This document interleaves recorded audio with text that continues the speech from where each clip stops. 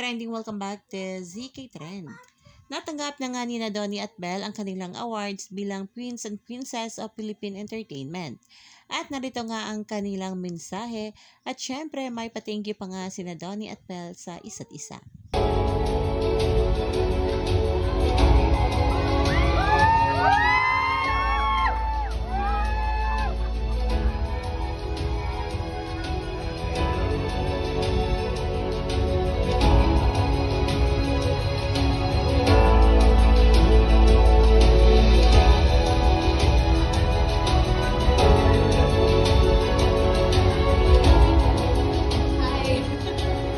You wanna go first?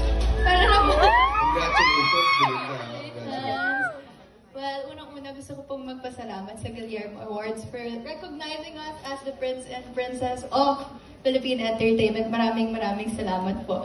Of course, gusto ko magpasalamat sa inyo. Maraming salamat po. I share this recognition with you. We share this recognition with you.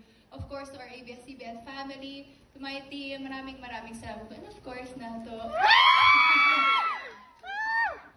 Yeah, oftentimes I wake up and hindi pa rin ako makapaniwala that I get to be in this industry because I get to be with an astounding group of people doing something I love. Ayun,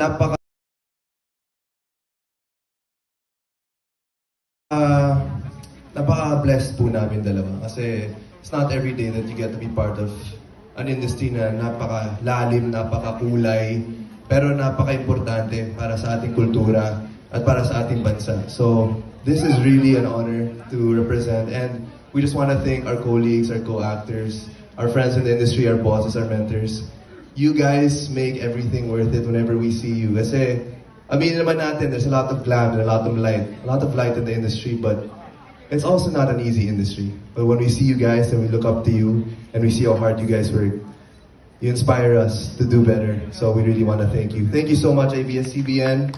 Thank you so much, Star Magic, Tita Cory, Sir Carlo, Direk Lauren, my team as well, my family, and of course, at the end of the day, we wouldn't be here without our Lord and Savior Jesus Christ. So everything is because of Him. Glory is all His. Maraming salamat po. Thank you.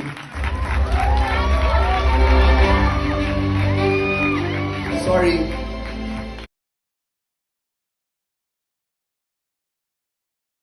Can I just say, congratulations also, Belinda.